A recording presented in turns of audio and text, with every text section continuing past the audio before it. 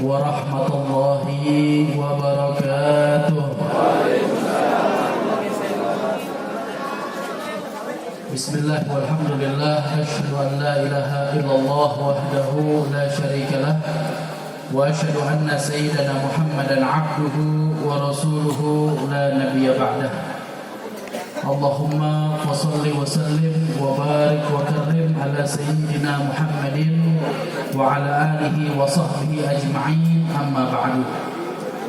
Dan sama kita hormati, sama kita muliakan para tuan guru, para alim ulama, para asatidzah, para masyayikh yang telah hadir di tengah-tengah kita, juga para habaib yang sedari tadi banyak hadir di hadapan kita, yang luar biasa. Setiap dari mereka akan membawa keberkahan tersendiri bagi kita yang datang di sini, memandang wajahnya dengan hati yang husnuzan, maka insya Allah ada keberkahan yang Allah berikan kepada kita semua.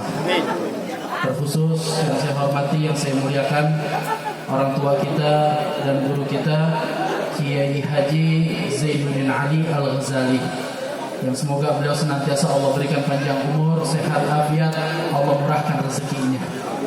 Juga yang sama kita hormati, sama kita muliakan, guru kita dan orang tua kita juga, Al-Ustaz Khalid Az-Zubaydi, yang tadi telah menyampaikan nasihat dan tausiahnya.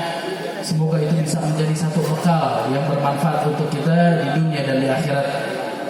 Juga yang saya hormati, yang saya muliakan, sahabat saya dan guru saya, Al-Habib Hanif bin Abdurrahman Al-Attas, yang semoga kita doakan beliau Allah berikan panjang umur, sehat walafiat, Allah murahkan rezekinya, Allah mudahkan, Allah gampangkan, dan Allah mudahkan segala langkah perjuangannya.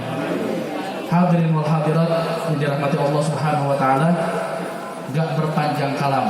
Kalau kata para fuqaha, idza hadaral ma batala tayammum. Ya, kita kalau lagi mau wudu, mau sembahyang, mau wudu, waktu mepet, air nggak ada, maka yang bisa kita lakukan apa? Ambil debu, tayamum. Tapi tayamum itu bisa batal. Kapan tayamum batal? Kalau tiba-tiba airnya datang.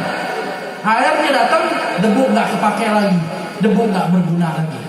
Saya debu, Habib Hanif airnya. Jadi kalau udah ada Habib Hanif, ini ada hidangan besarnya. Ada hidangan besarnya, maka hidangan-hidangan pembuka ya buat nanti aja deh. Ya, terlebih lagi saya pengajian di sini di Masjid Al-Mujahidin setiap 2 minggu sekali. Ya, jadi sebagian minggu udah megah ya, dia lagi. Nah, ala kulli hal, ya, sedikit saja. Hadirin wal hadirat dan dirahmati Allah Subhanahu wa taala, luar biasa. Sedari tadi kita membaca Maulid Nabi. Sedari tadi kita bersolawat kepada Rasul Sallallahu Alaihi Wasallam, dan itu semua akan menjadi satu pengundang manfaat dari Allah Subhanahu Wa Taala. Solawat yang kita baca, Maulid yang kita hadiri akan menjadi pengundang rahmat dari Allah Subhanahu Wa Taala. Kita hadir acara Maulid di mana tempat, itu semua adalah sebab terbaik Allah memberikan rahmat di dalam hidup kita. Rahmat. Kalau kita buat yang masih hidup, masih bernafas, hayat di kandung badan, rahmat itu boleh jadi artinya diampunin dosa. Rahmat itu boleh jadi artinya digugurkan, diampuni dosa. Boleh jadi artinya ditambah pahala. Boleh jadi artinya ditambah rezeki. Boleh jadi artinya diangkat penyakit. Boleh jadi artinya Allah mudahkan segala kesulitan kita. Rahmat beragam maknanya, beragam perwujudan daripada rahmat tersebut, tapi satu yang pasti, rahmat pasti adalah satu kebaikan bagi orang yang mendapatkannya. Sedangkan Nabi Muhammad adalah rahmatan lil alamin, rahmat yang Allah sajikan porsinya untuk semesta alam. Bayangkan, ini rahmat buat semesta alam, kita baca, kita undang, kita datangkan ke dalam hati kita, la ilaha illallah. Ini sebab terbaik, Allah akan memudahkan dan memberikan rahmat dalam hidup kita. Kita hadir Maulid, di mana tempat kita datangnya? Dari mungkin bulan November, bulan Desember, bulan Januari, mungkin sampai Februari, kita akan masih menghadiri acara-acara Maulid. Kita mengundang rahmat Allah Subhanahu wa taala dengan adanya Nabi Muhammad sallallahu alaihi wasallam. Tapi ada satu hal yang disayangkan. Kadang-kadang rahmatnya kita undang. Kadang-kadang sebab rahmatnya udah kita pegang. tapi ternyata kita malah membuat halangan antara diri kita dengan rahmat tersebut. Sebabnya udah kita datangkan, tapi ketika rahmat ini mau masuk, kita bikin tembok yang besar antara diri kita dengan rahmat tersebut. Boleh jadi itu sebab kita hadir acara maulid di mana tempat, tapi ternyata kalau kita rasakan kayak gak ada manfaat buat diri kita, kayak gak ada hal yang merubah diri kita, seperti tidak ada hal yang menjadi lebih baik dalam diri kita. Boleh jadi sebabnya karena kita punya pencegah rahmat di dalam diri kita. Apa aja yang bisa menangkal rahmat? Apa saja yang bisa mencegah rahmat? Ada banyak. Di antaranya kata Nabi SAW, Allah itu tidak akan merahmati mukminu khamrin, orang yang menjadi pecandu minuman keras, termasuk menjadi pecandu narkoba. Orang pecandu narkoba, pecandu minuman keras, dia hadir majelis taklim, dia hadir majelis maulid, dia baca salawat kepada Nabi Muhammad SAW, dia undang rahmatnya Allah, tapi sayang seribu sayang, di dalam dirinya juga dia mencegah antara dirinya dengan rahmat tersebut. Apalagi yang bisa menjadi pencegah rahmat antara seseorang dengan rahmatnya Allah Subhanahu wa taala? Ada satu riwayat hadis sebagai penutup. Satu riwayat hadis, kata Rasulullah, malaikat rahmat itu gak akan masuk ke dalam satu rumah yang di situ ada anjing. Malaikat rahmat gak masuk rumah yang ada anjing. Kemudian kata Rasulullah, juga malaikat rahmat gak masuk dalam satu rumah yang di situ ada lukisan. Yang ketiga, malaikat rahmat tidak akan masuk dalam satu rumah yang di situ ada patung. Maaf, runtutannya saya salah. Ada anjing, ada patung, ada lukisan. Kalau tiga hal ini ada, maka itu menjadi pencegah antara kita dengan rahmatnya Allah Subhanahu wa ta'ala. Ada yang mengartikan dengan zahirnya bahwa memang yang dimaksud dengan anjing, ya anjing yang menggonggong itu. Gak ada keperluan, gak ada kebutuhan, tiba-tiba kita piara anjing di rumah, hal itu mencegah malaikat rahmat masuk. Kemudian yang dimaksud dengan lukisan apa? Lukisan yang punya potensi untuk disembah, lukisan dewa-dewa, lukisan yang tidak bermanfaat. Nah, ini bisa mencegah rahmatnya Allah Subhanahu wa ta'ala yang dibawa oleh malaikat. Yang ketiga apa? Patung.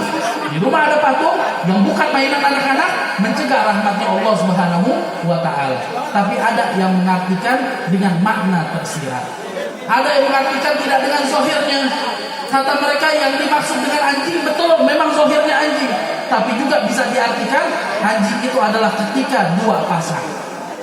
Ketika sepasang suami istri mulai saling bertikai, mulai saling angkat suara, mulai saling meninggikan suaranya, tak ubahnya mereka ibarat dua ekor anjing yang saling salak menyalak, dua ekor anjing yang saling gonggong menggonggong. Konflik dalam rumah tangga itu biasa. Berantem dalam rumah tangga itu wajar. Yang tidak wajar, sudah berantem dibiarkan berlarut-larut tanpa diperbaiki. Dua-duanya pasangan gengsi untuk memperbaiki hubungan tersebut, waliyadzubillah berujung pada perceraian. Yang model begini, ketika mereka angkat suara berantem, mereka ditambahnya ibarat anjing yang saling salak menyalak. Setelah menjadi anjing, apa yang terjadi? Setelah berantem saling angkat suara, apa yang terjadi?